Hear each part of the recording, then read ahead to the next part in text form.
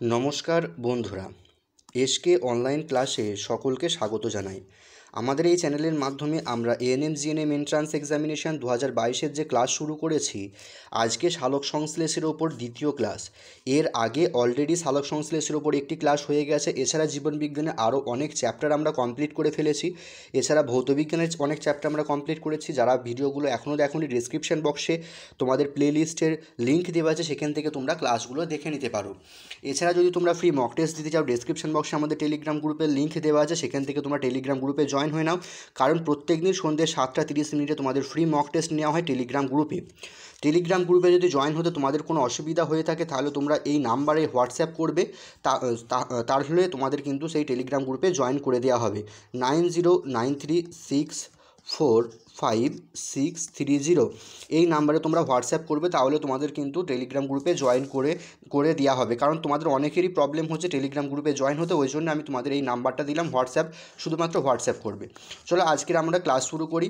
আমরা আগের দিন ক্লাসে জীবনবিজ্ঞানের সালোক সংশ্লেষের ওপর আমরা 25টা এমসিকিউ আলোচনা করেছিলাম। আজকে আমরা 26 নম্বর এমসিকিউ থেকে আলোচনা করব। দেখো, প্রথম প্রশ্নটা বলছে গ্লুকোজের উপস্থিতিতে মৌলগুলি কী কী, অর্থাৎ গ্লুকোজের মধ্যে যে মৌলগুলো থাকে সেগুলো কী কী। এর আগে আমাদের জানতে হবে গ্লুকোজের সংকেত কী। গ্লুকোজের সংকেত তোমরা সকলেই জানো, 6,6H12O6। তোমরা যদি এই সংকেতটা জানো, এখান থেকে তোমরা কিন্তু গ্লুকোজের মধ্যে যে সমস্ত মৌলগুলো থাকে সেগুলো বার করতে পারবে। দেখো, C6 অর্থাৎ কী আছে, কার্বন আছে। H12 মানে কি আছে, হাইড্রোজেন আছে। O6 মানে কি, অক্সিজেন আছে। তাহলে গ্লুকোজের মধ্যে কী কী থাকবে, কার্বন থাকবে, হাইড্রোজেন থাকবে আর অক্সিজেন থাকবে। ঠিক আছে, কার্বন, হাইড্রোজেন, অক্সিজেন এই তিনটি মৌল থাকবে। তাহলে অপশান ডি হয়ে যাবে কিন্তু আমাদের রাইট আনসার। তোমরা কিন্তু এই গ্লুকোজের সংকেতটা মনে রাখবে। অনেক ক্ষেত্রে কিন্তু তোমাদের গ্লুকোজের সংকেতটা ডাইরেক্টই দিয়ে দেয়। সেটা কি, দেখো, C6H12O6, এটা হচ্ছে গ্লুকোজের রাসায়নিক সংকেত। ঠিক আছে, চলো পরবর্তী প্রশ্নটা দেখে নিই। পরবর্তী প্রশ্ন আমাদের কি আছে, দেখো, বলছে সালোক সংশ্লেষ প্রক্রিয়ার জন্য প্রয়োজনীয় কাঁচামাল দুটি কী কী। আমি তোমাদের এর আগে কিন্তু এটা প্রশ্নের উত্তর বলে দিয়েছি, তবুও আমি আরেকবার বলে দিচ্ছি। সালোক সংশ্লেষে প্রয়োজনীয় কাঁচামাল কী কী। সালোক সংশ্লেষে প্রয়োজনীয় কাঁচামাল হচ্ছে তোমার জল এবং কার্বন ডাই অক্সাইড কাঁচামাল বলেছে। ঠিক আছে, দেখো, ক্লোরোফিল প্রয়োজন হয়, কিন্তু ক্লোরোফিল কি উদ্ভিদরা বাইরে থেকে নেয় না। কাঁচামাল মানে কি, যেগুলো হচ্ছে উদ্ভিদ এই সালোক সংশ্লেষ প্রক্রিয়ার সময় বাইরে থেকে গ্রহণ করে। বাইরে থেকে কী কী গ্রহণ করে, জল গ্রহণ করে এবং কার্বন ডাই অক্সাইড গ্রহণ করে। তাহলে প্রয়োজনীয় কাঁচামাল হয়ে যাবে কিন্তু আমাদের জল এবং কার্বন ডাই অক্সাইড। ঠিক আছে, তোমরা অনেকেই বলবে সূর্যালোক কেন, সূর্যালোকও তো হতে পারে না। সূর্যালোক কিন্তু সেক্ষেত্রে হবে না। আমরা কাঁচামাল হিসাবে সাধারণত এখানে জল এবং কার্বন ডাই অক্সাইডটাকেই বলবো। ঠিক আছে, চলো পরবর্তী প্রশ্নটা দেখে নিই। পরবর্তী প্রশ্ন আমাদের কি বলছে, দেখো, সক্রিয় ক্লোরোফিল দ্বারা জল বিস্তৃত হয়ে হাইড্রোজেন প্লাস এবং OH মাইনাস আয়নে পরিণত হওয়াকে কি বলে। দেখো, জল যখন ভেঙে, জলের সংকেত কি, H2O, তো এটা কি হয়, এটা যখন ভেঙে যায় তখন কি হয়, H প্লাস OH মাইনাস উৎপন্ন করে। ঠিক আছে, 2H প্লাস হয়। ঠিক আছে, এই যে জলটা ভেঙে H প্লাস এবং OH মাইনাস আয়ন উৎপন্ন করছে, এই প্রক্রিয়াটাকে আমরা বলবো ফটোলাইসিস। অপশান সি হয়ে যাবে কিন্তু আমাদের রাইট অ্যান্সার। ফটোলাইসিস হয়ে যাবে আমাদের কিন্তু রাইট আনসার। চলো পরবর্তী প্রশ্নটা কী আছে দেখে নিই। পরবর্তী প্রশ্ন আমাদের বলছে সালোক সংশ্লেষে সৃষ্ট গ্লুকোজ উদ্ভিদের দেহে সঞ্চিত থাকে কী রূপে। দেখো, উদ্ভিদের দেহে এই সালোক সংশ্লেষে যে গ্লুকোজ উৎপন্ন হয়, এই উদ্ভিদের দেহে স্টার্চ রূপে কিন্তু সঞ্চিত থাকে। অপশান বি হয়ে যাবে কিন্তু আমাদের রাইট আনসার। স্টার্চ রূপে উদ্ভিদের দেহে গ্লুকোজটা সঞ্চিত থাকে। পরবর্তী প্রশ্ন দেখো কী বলছে। পরবর্তী প্রশ্ন বলছে সালোক সংশ্লেষের ফলে উৎপন্ন পদার্থটি হলো কি।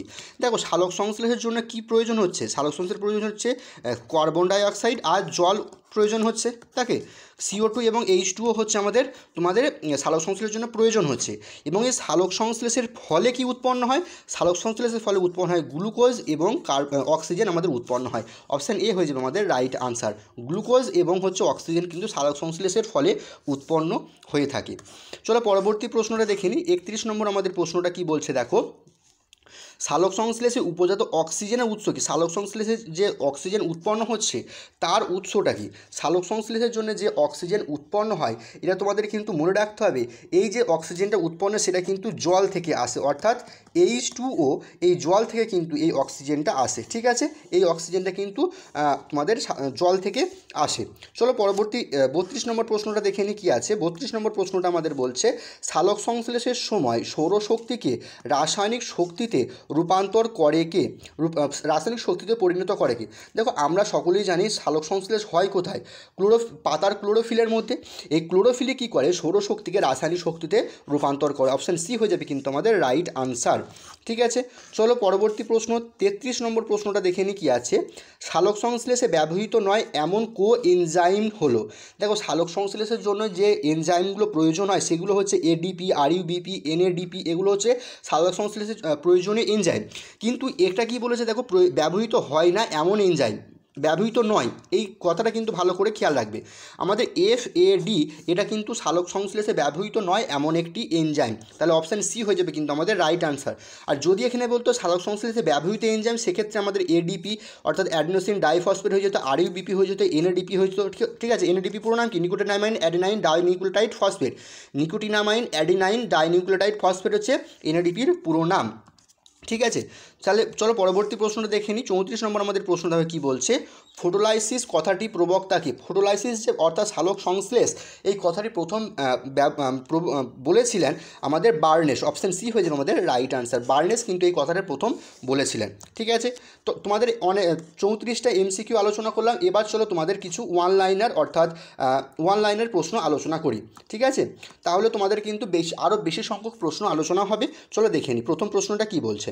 বলছে সালোক সংশ্লেষের প্রয়োজনীয় উপাদানগুলির মধ্যে কোনটি কাঁচামাল হিসেবে পরিচিত? তোমাদের আগেই বললাম কি, জল এবং কার্বন ডাইঅক্সাইড কাঁচামাল হিসাবে ব্যবহৃত হয় সালোক সংশ্লেষ প্রক্রিয়ার সময়। পরবর্তী প্রশ্ন 2 নম্বর প্রশ্ন দেখে কী বলছে, সালোক সংশ্লেষ কখন হয়? সালোক সংশ্লেষ সাধারণত দিনের বেলা সূর্যালোকের উপস্থিতিতে হয়, এবং এখন বর্তমানে বিজ্ঞানীরা কী করেছে, কৃত্রিম আলো প্রস্তুত করে কিন্তু সালোক সংশ্লেষ সম্ভব হচ্ছে। দেখো তাই বলেছে এখানে, সালোক সংশ্লেষ সূর্যালোকের উপস্থিতিতে অর্থাৎ দিনের বেলায় সম্পন্ন হয়, তবে কৃত্রিম আলোতেও কিন্তু সালোক সংশ্লেষ সম্ভব হয়, এটা বিজ্ঞানীরা প্রমাণ করেছে। তোমাদের যদি পরীক্ষা আসে তখন তোমরা বলবে কিন্তু এই সূর্যালোকের উপস্থিতিতে অর্থাৎ দিনের বেলায় সালোক সংশ্লেষ সম্পন্ন হয়। ঠিক আছে, চলো পরবর্তী প্রশ্ন 3 নম্বর প্রশ্নটা আমাদের কি বলছে। বলছে কোন প্রকার উদ্ভিদ কলায় সালোক সংশ্লেষ সংগঠিত হয়? সালোক সংশ্লেষ কোন কলাতে সংগঠিত? দেখো এখানে কি বলেছে, কলাটা কিন্তু মানে এখানে মেনশন করে দিয়েছে, সেক্ষেত্রে আমাদের হয়ে যাবে মেসোফিল কলায় কিন্তু সালোক সংশ্লেষ সম্পন্ন হয়, সবুজ পাতার মেসোফিল কলায়। পরবর্তী 4 নম্বর প্রশ্ন দেখো কী বলছে। 4 নম্বর প্রশ্ন বলছে বায়ুমণ্ডলে অক্সিজেনের শতকরা পরিমাণ কত? বায়ুমণ্ডলে অক্সিজেনের শতকরা পরিমাণ হয়ে যাবে 20.06%। পরবর্তী প্রশ্ন বলছে দেখো 5 নম্বর প্রশ্ন কি বলছে দেখো, সালোক সংশ্লেষ কি জাতীয় প্রক্রিয়া, উপচিতি না অপচিতি প্রক্রিয়া? দেখো এখানে তোমাদের উপচিতি এবং অপচিতি বিক্রিয়াটা আমি বলে দিই। অপচিতি বিভাগ প্রক্রিয়াটা কাকে বলে? বলে যে প্রক্রিয়ায় উদ্ভিদের শুষ্ক ওজন হ্রাস পায়, শুষ্ক ওজন যখন হ্রাস পাবে তখন তাকে আমরা বলবো অপচিতিমূলক প্রক্রিয়া, এবং যখন শুষ্ক ওজন বৃদ্ধি পাবে তাকে বলবো আমরা উপচিতিমূলক বিক্রিয়া। দেখো সালোক সংশ্লেষে কী হয়, সালোক সংশ্লেষে হচ্ছে আমার জল এবং কার্বন ডাইঅক্সাইড যুক্ত হয়ে কি গ্লুকোজ উৎপন্ন করছে। যখন গ্লুকোজ উৎপন্ন করছে তখন সেটা কি, সেটা তো যে ওজনটা ছিল তার থেকে ওজনটা তো বৃদ্ধি পাবে, তাই জন্য এটা হয়ে যাবে শুষ্ক ওজন যখন বৃদ্ধি পায় সালোক সংশ্লেষ প্রক্রিয়া, সেটা হয়ে যাবে আমাদের উপচিতিমূলক প্রক্রিয়া। ঠিক আছে, পরবর্তী 6 নম্বর প্রশ্ন দেখো আমাদের কি বলছে, বায়ুতে কার্বন ডাইঅক্সাইড এবং নাইট্রোজেনের শতকরা পরিমাণ কত? তোমরা সকলেই জানো কার্বন ডাইঅক্সাইডের পরিমাণ 0.03% এবং নাইট্রোজেনের পরিমাণ কিন্তু 77.17%। তোমাদের নাইট্রোজেনের পরিমাণটা কিন্তু জানতে চাই, অর্থাৎ N2-র পরিমাণ শতকরা পরিমাণ হচ্ছে 77.17%। বায়ুতে এই নাইট্রোজেন হচ্ছে সবচেয়ে বেশি পরিমাণে বর্তমান। ঠিক আছে, পরবর্তী প্রশ্নটা কী বলছে, পরবর্তী প্রশ্নটা বলছে কোন ধরনের উদ্ভিদ সালোক সংশ্লেষ করতে পারে না? দেখো এখানে সিম্পল একটা জিনিস তোমরা মনে রাখবে, যাদের ক্লোরোফিল নেই তারা কিন্তু সালোক সংশ্লেষ করতে পারবে না। ক্লোরোফিল ছাড়া কিন্তু সালোক সংশ্লেষ করা সম্ভব নয়। সেক্ষেত্রে দেখো মিথজীবী উদ্ভিদের ক্লোরোফিল থাকে না, যেমন ইস্ট, অ্যাগারিকাস ইত্যাদি ছত্রাকের ক্লোরোফিল থাকে না, তাই এরা সালোক সংশ্লেষ করতে পারে না। এছাড়া পরজীবী উদ্ভিদ যেমন স্বর্ণলতার মধ্যে ক্লোরোফিল থাকে না, তাই এরা সালোক সংশ্লেষ করতে পারে না। তাহলে আমাদের কী হয়ে যাবে, ইস্ট, অ্যাগারিকাস এছাড়া স্বর্ণলতা কিন্তু সালোক সংশ্লেষ করতে পারে না, কারণটা কি, এদের ক্লোরোফিল থাকে না বলে। পরবর্তী প্রশ্ন দেখো কি বলছে, 8 নম্বর প্রশ্নটা আমাদের বলছে কোন জাতীয় জীব সালোক সংশ্লেষে অক্ষম? সে একই প্রশ্ন হবে, একই উত্তর হবে, যাদের মধ্যে ক্লোরোফিল নেই তারাই কিন্তু তোমার সালোক সংশ্লেষ করতে পারে না। যেমন উন্নত ধরনের সকল প্রাণী কিন্তু সালোক সংশ্লেষ করতে পারে না, কারণ দেখো আমাদের শরীরে তো ক্লোরোফিল নেই। যদি ক্লোরোফিল থাকতো তাহলে তো আমাদের নিজেরা খাদ্য নিজেরাই তৈরি করতে পারতাম, বাইরে থেকে আমাদের গ্রহণ করতে হতো না। তাই সমস্ত রকম প্রাণী হবে সালোক সংশ্লেষে অক্ষম, এবং মৃতজীবী উদ্ভিদ যেমন ইস্ট, পরজীবী উদ্ভিদ যেমন স্বর্ণলতা, এদের মধ্যে কিন্তু সালোক সংশ্লেষ হয় না। কারণটা কি, কারণটা কিন্তু একটাই, এদের কোনো ক্লোরোফিল থাকে না দেহে। ঠিক আছে, চলো পরবর্তী প্রশ্ন 9 নম্বর প্রশ্নটা দেখে নিই কী বলছে। কোন মৌলিক উপাদান সবুজ উদ্ভিদ বায়ুমণ্ডল থেকে যৌগরূপে সরাসরি গ্রহণ করে?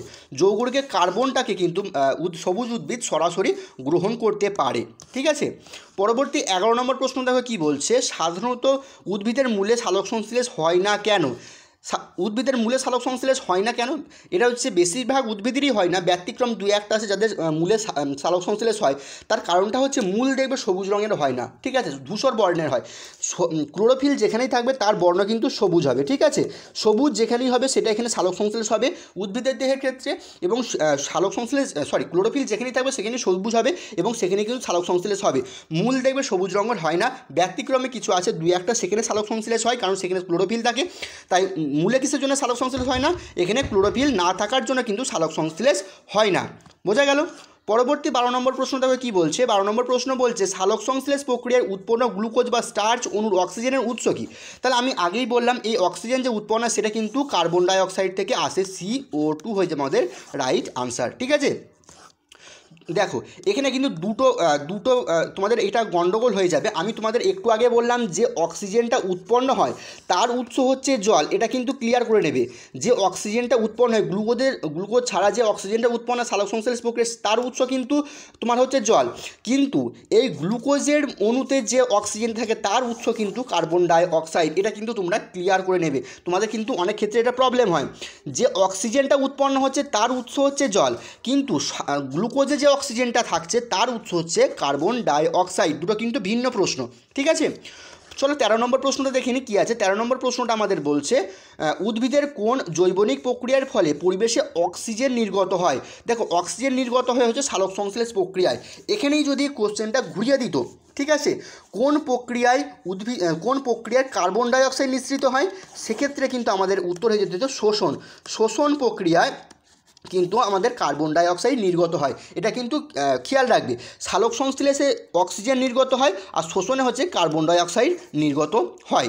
ঠিক আছে, চলো পরবর্তী প্রশ্ন অর্থাৎ 14 নম্বর দেখো 14 নম্বর প্রশ্নটা কি বলছে। 14 নম্বর প্রশ্ন বলছে ক্লোরোফিল অণুতে কোন খনিজ উপাদানটি থাকে? এটা কিন্তু তোমাদের খুব আসে পরীক্ষাতে। ঠিক আছে, ক্লোরোফিলে কোন খনিজ উপাদান থাকে? এটা ম্যাগনেসিয়াম থাকে, অর্থাৎ Mg থাকে। ম্যাগনেসিয়ামের সংকেত কি? Mg।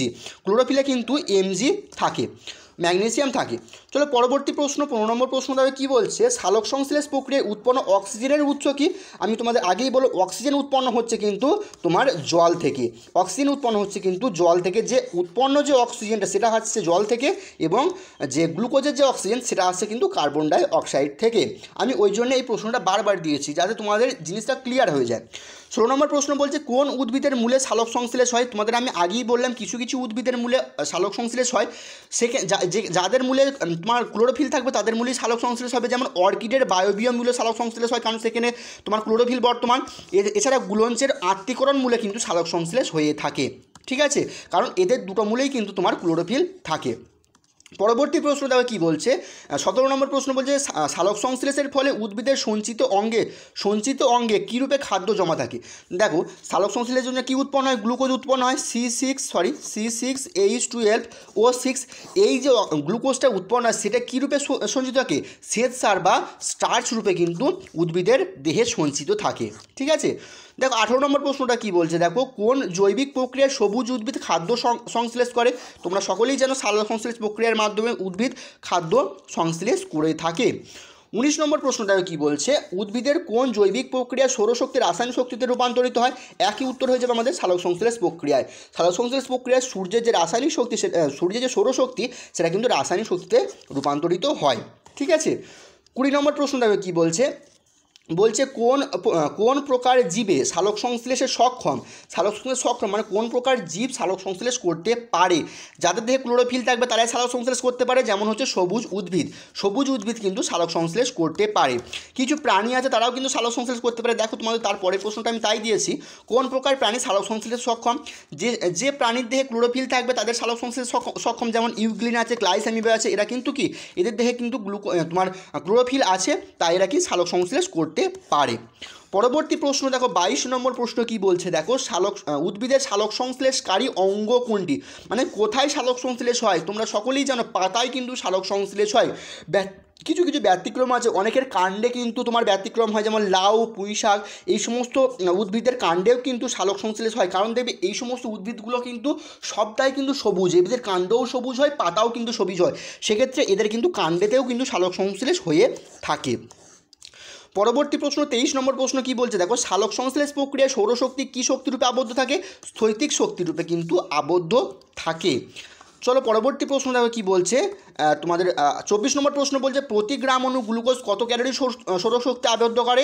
686 কিলো ক্যালোরি শক্তি কিন্তু আবদ্ধ করে। এই কিলো ক্যালোরি কথাটা কিন্তু তোমরা ভালো করে মনে রাখবে, ঠিক আছে? কারণ অনেক সময় কি তোমাদের এরকমও দেবে, অপশান দিয়ে দিয়েছে 686 ক্যালোরি, ঠিক আছে? সেক্ষেত্রে কিন্তু হবে না, আমাদের রাইট অ্যান্সার হবে 686 কিলো ক্যালোরি, ঠিক আছে? কিলো ক্যালোরি হয়ে যাবে কিন্তু আমাদের রাইট অ্যান্সার 686।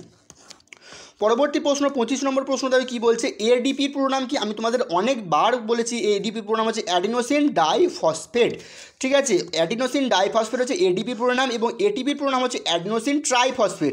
দেখো এই ডাই আর ট্রাইয়ের মধ্যে কিন্তু পার্থক্য, একটা হচ্ছে এডিপি আর একটা হচ্ছে এটিপি, ঠিক আছে? এডিপি কি অ্যাডিনোসিন ডাইফসফেট, আর এটিপি হচ্ছে অ্যাডিনোসিন ট্রাইফসফেট, এই দুটো জিনিস ক্লিয়ার রাখবে, ঠিক আছে? 27 নম্বর প্রশ্ন দেখো কী বলছে, সালোক সংশ্লেষে সৌরশক্তি রাসায়নিক শক্তিতে রূপান্তরিত হয় কোন যৌগ আবদ্ধ করে? এই যে সৌরশক্তি রাসায়নিক শক্তিতে রূপান্তর করছে, এটা কে আবদ্ধ করে? এটা হচ্ছে এটিপি কিন্তু আবদ্ধ করে। তাই এটিপিকে কী বলা হয়? এটিপিকে এনার্জি কারেন্সি কিন্তু বলা হয়, কারণ এ শক্তিটাকে সঞ্চয় করতে পারে। এটিপি হচ্ছে শক্তিটাকে সঞ্চয় করতে পারে, অর্থাৎ অ্যাডিনোসিন ট্রাইফসফেট কি, একে এনার্জি কারেন্সিও কিন্তু বলা হয়ে থাকে। 28 নম্বর প্রশ্ন দেখো কী বলছে, এনএডিপির পুরো নাম কি? এনএডিপি আমি তোমাদের একটু আগেই বললাম কিন্তু, নিকোটিনামাইন অ্যাডিনাইন ডাইনিউক্লিওটাইড ফসফেট। দেখো নিকোটিনামাইন অ্যাডিনাইন ডাইনিউক্লিওটাইড ফসফেট হচ্ছে এনএডিপির পুরো নাম। অনেক সময় তোমাদের এনএডিপি এইচ থাকে, দেখবে এনএডিপি এইচটা কি? এনএডিপি এইচ আর কিছুই নয়, বিজারিত নিকোটিনামাইন অ্যাডিনাইন ডাইনিউক্লিওটাইড ফসফেট। যখন এইচটা এর সঙ্গে যুক্ত হবে তখন কিন্তু তোমাদের এখানে বিজারিত কিন্তু এই কথাটা কিন্তু যুক্ত হয়ে যাবে, ঠিক আছে? তাহলে এনএডিপিএইচ কী হয়ে যাবে? বিজারিত নিকোটিনামাইন অ্যাডিনাইন ডাইনিউক্লিওটাইড ফসফেট, ঠিক আছে? চলো পরবর্তী প্রশ্নটা দেখে নিই। 30 নম্বর প্রশ্নটা আমাদের কী বলছে দেখো, হিল বিকারক কোন পদার্থ? এই এনএডিপি এটাই হচ্ছে হিল বিকারক হিসেবে কাজ করে, অর্থাৎ নিকোটিনামাইন অ্যাডিনাইন ডাইনিউক্লিওটাইড ফসফেট। আমি তোমাদের এই সম্পূর্ণ নামগুলো বারবার কেন বলি, কারণ আমি যত বারবার বলবো তোমরা সেটা শুনবে, আর যত শুনবে তত কিন্তু তোমাদের এটা মনে থাকবে বেশি। ওই জন্য কিন্তু আমি যখনই দেখবে আমি সম্পূর্ণ নামটা বলে দিই, কারণ তোমাদের কিন্তু সেক্ষেত্রে মনে রাখার মনে রাখতে সুবিধা হবে।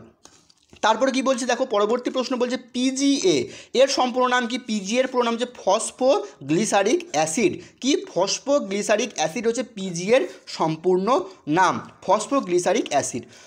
33 নম্বর প্রশ্নটা দেখো কী বলছে আমাদের, সালোক সংশ্লেষের অঙ্গের আত্তীকরণ কখন হয়?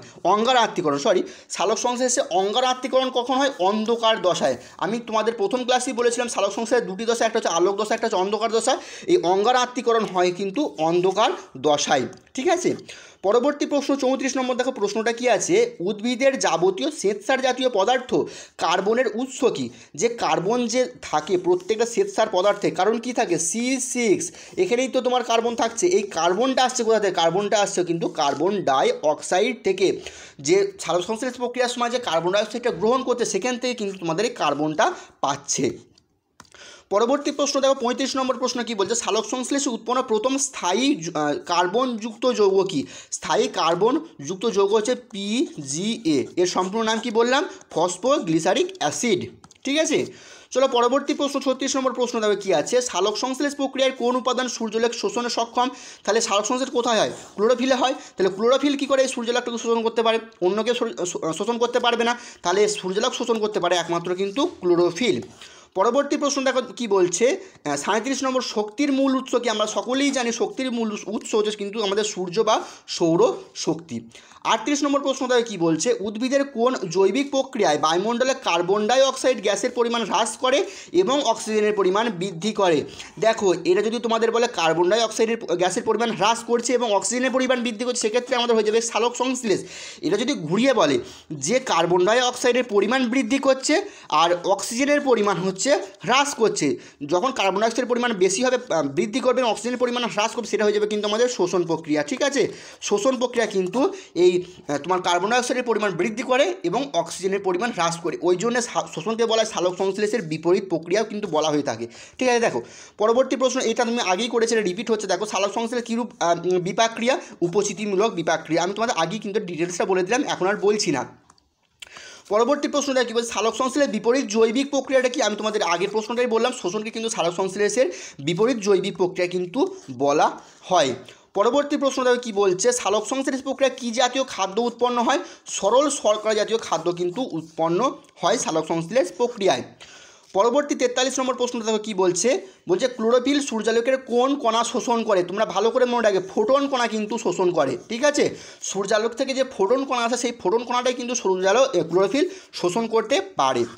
পরবর্তী প্রশ্ন 43 নম্বর প্রশ্নটা কী বলছে? ফোটন কি? সূর্যালোকের যে তেজময় বা শক্তিময় কণা ক্লোরোফিলকে উত্তেজিত করে তাকেই বলবো আমরা ফোটন কণা। তাহলে ফোটন কণা কি? সূর্যালোক থেকে আগত যে কণাটি তেজময় এবং শক্তিময় কণা ক্লোরোফিলকে উত্তেজিত করে বা ক্লোরোফিলকে সক্রিয় করে তাকেই বলবো কিন্তু আমরা ফোটন কণা। ঠিক আছে, দেখো এই ছিল আজকের ক্লাস, এবং এই সালোক সংশ্লেষ নিয়ে তোমাদের আরেকটি ক্লাস কিন্তু হবে। সেই ক্লাসটি আমি সম্ভবত কালকে তোমাদের দিয়ে দেবো। আর এরকমই ক্লাসগুলো নিয়মিত পেতে চাইলে আমাদের চ্যানেলটিকে অবশ্যই সাবস্ক্রাইব করো এবং বন্ধুদের মধ্যে শেয়ার করো। ধন্যবাদ ভিডিওটি এতক্ষণ দেখবার জন্য। নমস্কার।